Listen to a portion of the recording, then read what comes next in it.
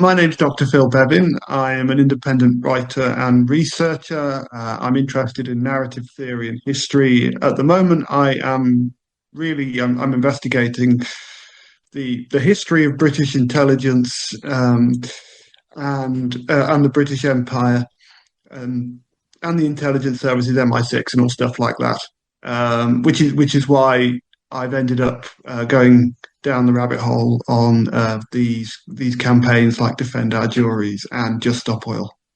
Right, well, Defend Our Juries is one of the most recent campaigns. There's been a whole series, Just Stop Oil, before that, Extinction Rebellion, and there were several people here in Bristol I know who were living in vehicles who were quite annoyed with Extinction Rebellion, saying that the new laws brought in the Criminal Justice Act by Priti Patel under Sunak and Johnson, they were affecting travellers really badly, saying that they can just have their homes confiscated by the police. And this was because of the long-term protests in central London carried out by Extinction Rebellion. At least that's the excuse that was used. So it is quite true that if you have a sort of protest which seriously gets up the noses of the judiciary and everybody else, that it can be used as an excuse to bring in some pretty draconian measures which clamp down on human rights. But anyway, can you please go into this group Defend Our Juries, who they are, what they've been doing, and why it is that you think that there may be something suspect about it? Right. So Defend Our Juries it's part of a wider tendency, a wider group of groups, which are clustered around Just Stop Oil, like you just mentioned, and spinning out of Extinction Rebellion. But actually, a lot of this kind of climate activism, and that's where Defend Our Juries started. They're currently running their Lift the Ban campaign, which is supposedly to get Palestine Action deprescribed, which is Palestine Action, the protest group that has been targeting arms factories of Elbit Systems. And so their ostensive intent is to get Palestine Action deprescribed. But actually, they come from the climate activist movement. And the climate activist movement actually has quite a long history in this country, in in the 21st century, going back to before 2010. But a lot of the present people involved are their activism dates back to the 2010s and the immediate post-Occupy era. And Extinction Rebellion itself came out of the Occupy movement. And as well as Extinction Rebellion, coming out of the Occupy movement was this group called UK Uncut, which was protesting, as the name implies, it was protesting against cuts and also did student protests against tuition fee rises. So these groups, they're basically they're this kind of civil disobedience groups basically, and the Just Stop Oil and the Defend Our Juries are developments of them. Coming out of UK Uncut is also this group called Plan C, which is enmeshed in the climate activist movement as well. And it's Plan C is interesting because they are literally working with the CIA on the ground in Syria, extracting oil. But there's supposedly a green movement. So the northeastern Syrian occupation is described as kind of a green socialist project, and so you have people there, people here in the climate activist movement promoting that as well. So you have this whole range of different people who all came out of the Occupy movement, through the student protest movement, and through UK Uncut. And essentially, it's a lot of the same people who are now part of this Plan C grouping, which still exists, which is also part of Just Stop Oil and also part of Defend Our Juries. So, and Bill, defend just our can I juries just is interrupt you quickly there, because yes. one of the sides of this, which I find as an environmentalist myself, I think I call myself that as one of the people involved in the land rights group, The Land Is Ours, years ago. We were doing land occupations. The idea was, the idea is basically to take over bits of land which are being used by or owned by particularly bad landowners, so people like the Duke of Buccleuch, Westminster, people like this. And to see these environmentalists creating a new energy policy, which, yes, it's got windmills and solar panels, which are actually not really the best way to use farmland, but they are now. It seems a much more profitable way to use farmland for farmers. But most importantly, what it's meant is an explosion in new nuclear power stations. So this seems to be of a side effect of these so-called environmentalists. Yeah, well, it's not really as a kind of I'm talking about. It's not entirely about environmentalism. Or if you look at the history of it, it's a whole range of different issues and civil disobedience and civil disruption that is actually has kind of come into this environmental activism. The environmentalist part of it has gone back a long way, but it is now kind of concretized around that. Um, but there's geopolitics involved as well. So part of it, and I have traced this back actually as part of my research. The tendency here is so just stop oil, and so the people involved in defend our juries, we're focusing on that. Many of them were involved in just stop oil, and so for example, Tim Crossland, who's the main spokesperson basically for defend our juries, he he um, he came out of Just Stop Oil, and Just Stop Oil is funded by the Climate Emergency Fund.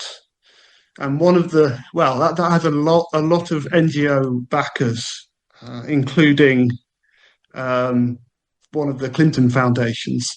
Uh, but for the one that I'm really interested in actually is it's the Rockefeller Brothers Fund. And the Rockefeller Brothers Fund and the Rockefellers um, have a long history in sponsoring, obviously, these what's called the Roundtable movement, which is basically these geopolitical think tanks. And back in the 70s, they were also responsible for founding the Trilateral Commission, which I'm sure you've heard about. You probably know about the Trilateral Commission, I certainly have. Yes. which is Yeah. and the Trilateral Commission was one of the early adopters of the climate agenda, or at least kind of the precursor to the climate agenda. Basically, they were searching for a way after the the Arab oil embargo against the United States in 1973. They were searching for a way of basically encouraging energy diversification so that nothing like that ever happened again. And that's basically how, and I've traced it back, that's basically why this climate change agenda really took off in like the late 70s, 80s, and then into the 90s.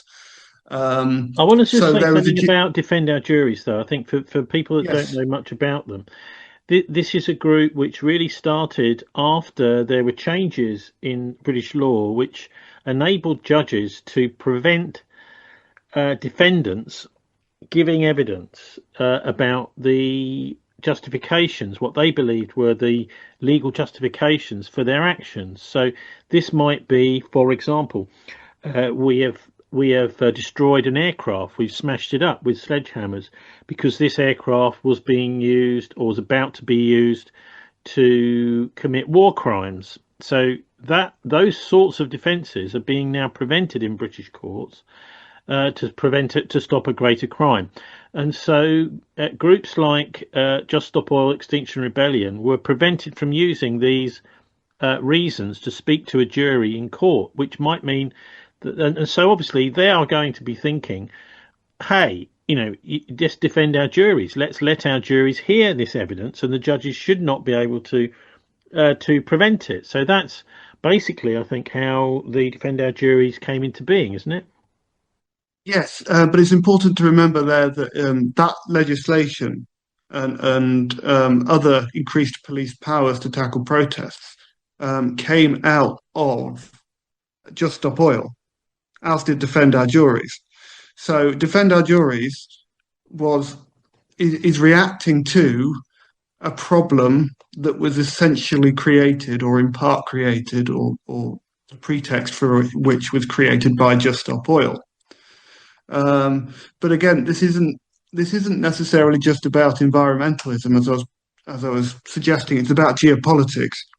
So this is about a way of um, encouraging energy diversification and, sincerely a move away from oil up to an extent for geopolitical considerations. And it is also a justification as well for targeting countries like Russia, which obviously rely heavily on oil exports.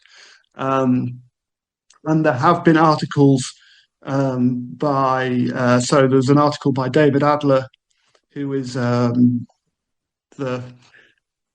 kind of the chair of Progressive International, which is another organisation within the same orbit as Just Stop Oil and Defend Our Juries and the kind of these Hallam groups, basically saying that back in whenever it was that Bernie Sanders was last running for the US presidency, it was basically saying that he would be tough on Putin through green policy. So what you've got here is kind of a two-pronged thing where these protest groups are, on the one hand, particularly with Just Stop Oil, they are because they're unpopular and quite annoying, they are encouraging public support for restrictions on rights to protest, while they're also creating a narrative of the climate emergency, which is false, by the way, in the sense of let's take this idea of extinction. No mainstream scientist is talking about extinction as a result of climate change, but Just Stop Oil and Co. do. It's a complete false narrative. And so they're doing it to drum up support, and they're drumming up anger against protests, but also tacitly drumming up support for environmentally justified regime change operations elsewhere. And that's where this Plan C Syria project comes in, because there is. Well, so how are they doing that? Where are they doing that? Saying that the climate justifies us basically toppling a government?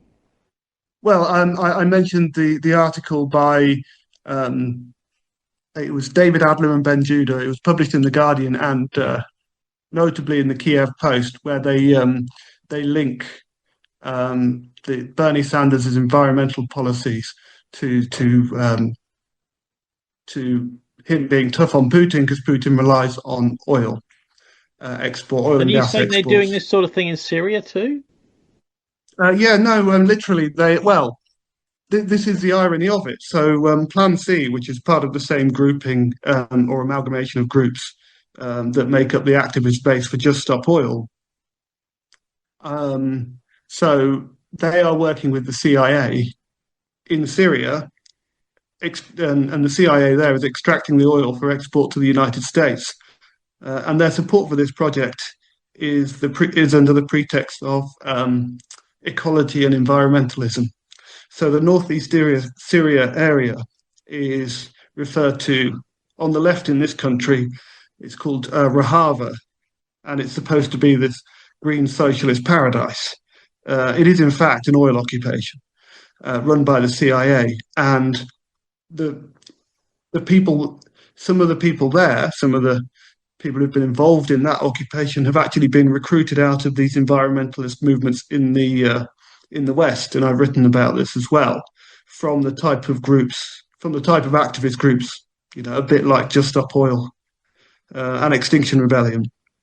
So it's all part of the same mix. Yeah. And So Defend Our Juries is part of this mix. right. Well, Um, going back to defend our juries, one of their most sort of biggest activities so far is with after the proscription of Palestine Action. They were getting hundreds of people into Parliament Square, holding up banners saying, "I condemn genocide. I support Palestine Action," or something along those lines. It was interesting that people with placards saying "I support genocide, I support Israel" were not being arrested at the same time, who were kind of counter protesters. But I mean that's where people may have seen Defend Our Juries. Can you give us a bit of an insight into some of the characters behind Defend Our Juries? Because it seems on the surface to be doing quite an important role in the pro-Palestine support campaign, trying to stop the production of weapons being used in genocide here in the UK. well, before I get into the people, I'd just like to address the point of it's doing useful work because actually, so far, like Just Stop Oil before it, Defend Our Juries have achieved nothing positive. All it has achieved is arrest. It hasn't actually produced any positive side effect for the pro-Palestine Well, I cause would whatsoever. disagree with that because I think people in Palestine seeing this taking place in central London will be buoyed up, saying, well, actually, look at these people prepared to put their liberty on the line for us. So there's definitely been some positive effect.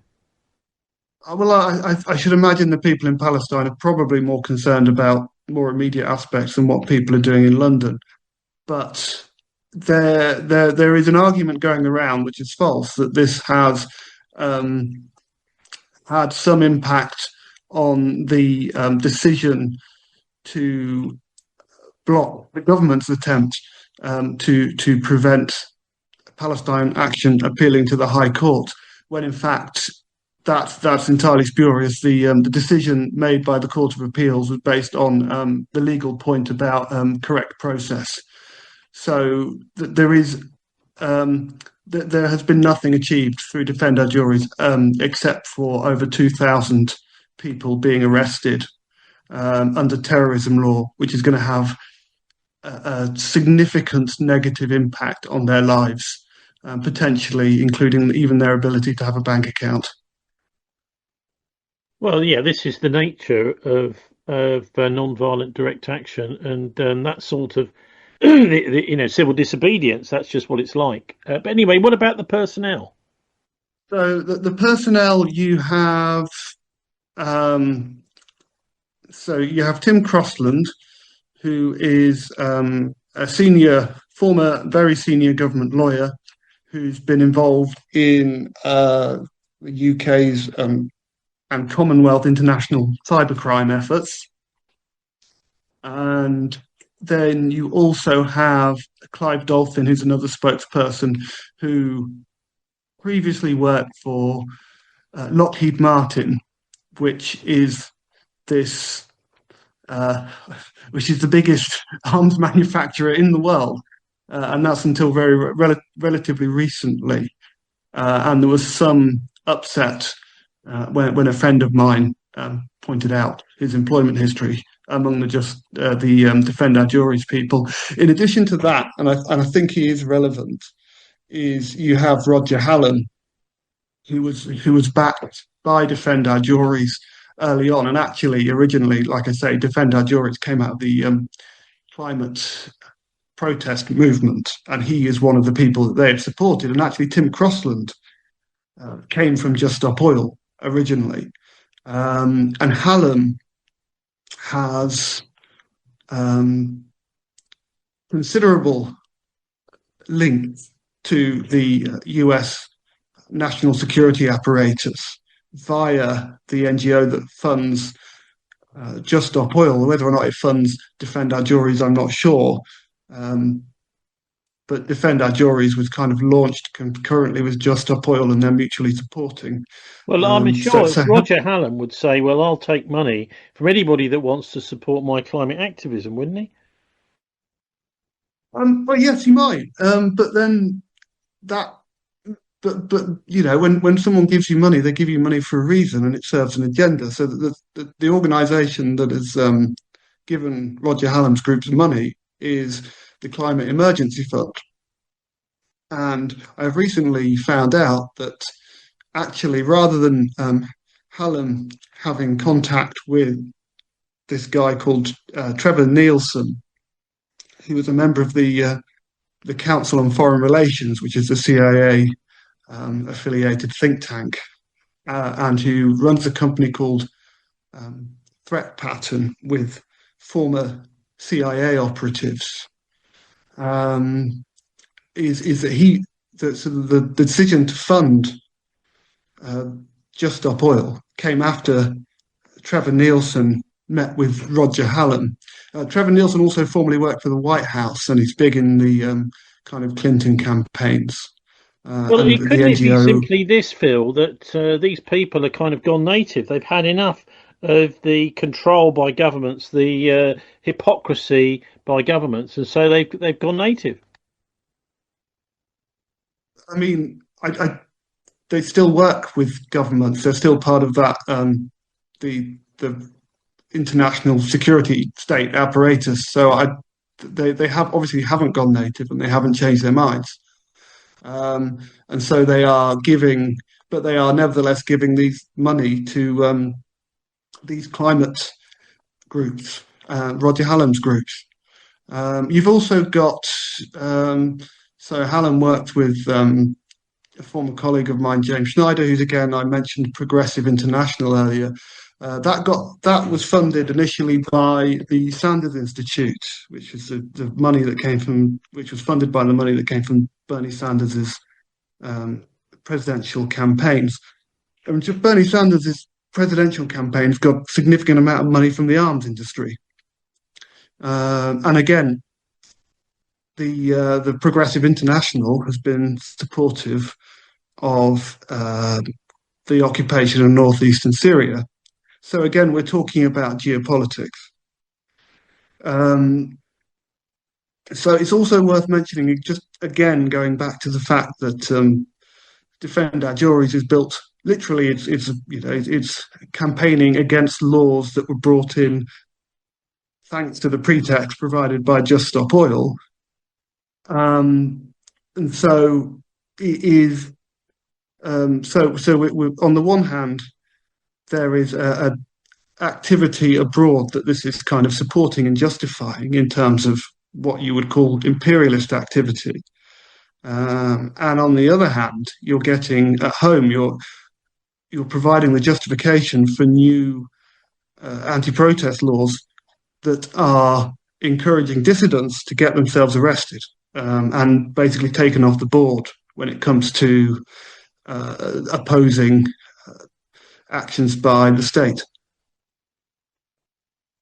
Wow. Well, fascinating ideas. But I mean, can you just give us an idea of what you think the purpose of all of this is and what's really going on? So we see these demonstrations on the TV. Some of us even may be joining in some of those demonstrations. What's really going on?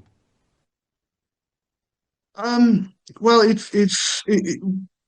I want to make a distinction between the kind of the climate protests and this kind of activism, this direct action or civil disobedience activism, and other forms of protest, because I'm talking about very specific groups here, and that is it's Just Stop Oil, it's Assemble, Youth Demand, Defend Our Juries, which is a very specific cluster of groups centered around Roger Hallam and his activities.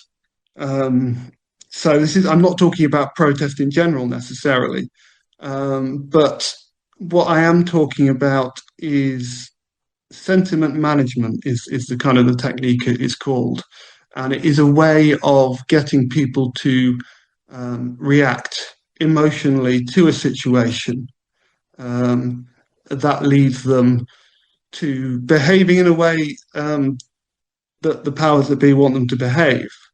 And in this sense, and this is the point that I make in my article, is my view, my honest opinion, as it were, is that Defend Our Juries is actively encouraging dissident activists to get themselves arrested, anti-Zionist activists to get themselves arrested, to no good purpose.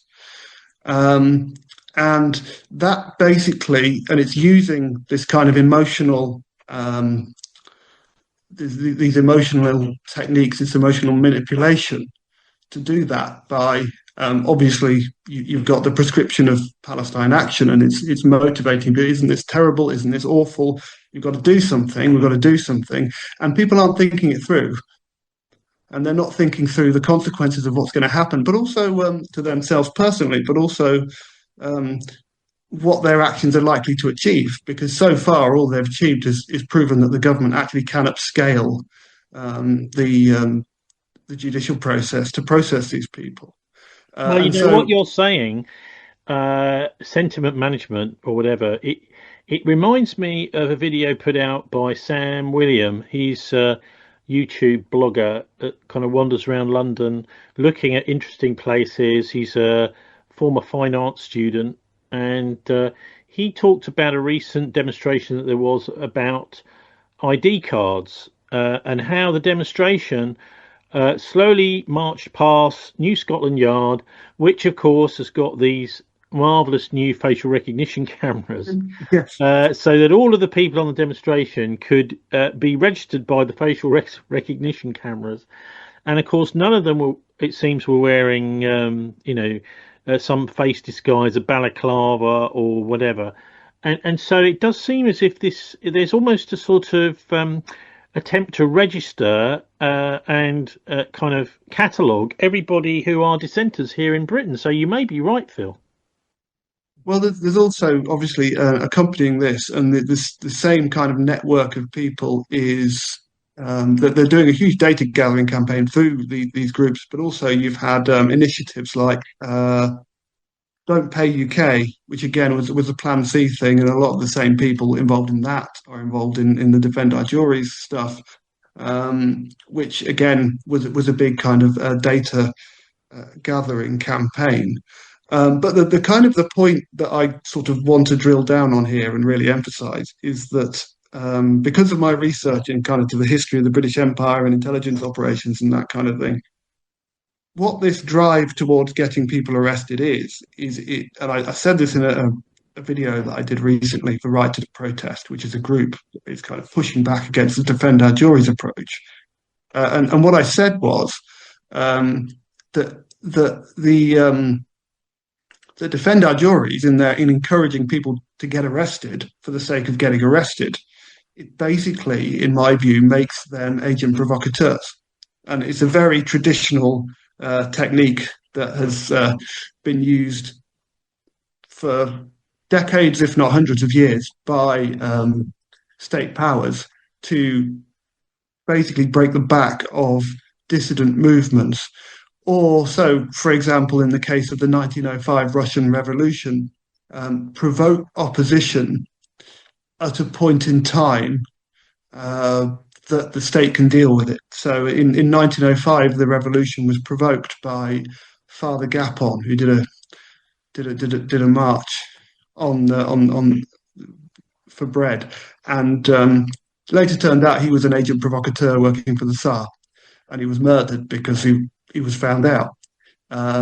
But he was an agent provocateur, and he was intentionally stirring up trouble for the government so that they could act and put it down before it became a full-on revolution that would have toppled the institution of the state. This is the sort of thing we saw in Egypt, actually.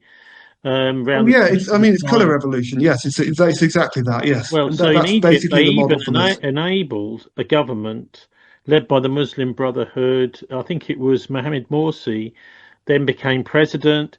And during that period, everybody was being watched and catalogued who was involved in that movement, involved in that government. And when it was overthrown, most of them, the most effective of them anyway, were then executed.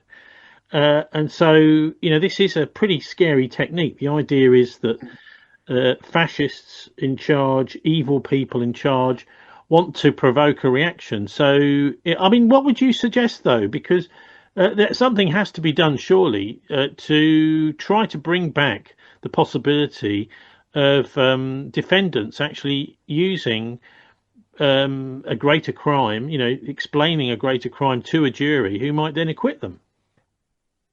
Well, just to address the point of the Arab Spring, one of the one of the big targets of that colour revolution campaign was, of course, Syria. And as I've pointed out, who was involved in Syria? It's Plan C who were involved in the current climate protest and Defend Our Juries activism. So what we're looking at actually is it's not like a colour revolution operation. It pretty much is that same thing. On the subject of what to do, my point on this kind of thing is always, well, doing nothing is in fact better than doing something that's counterproductive.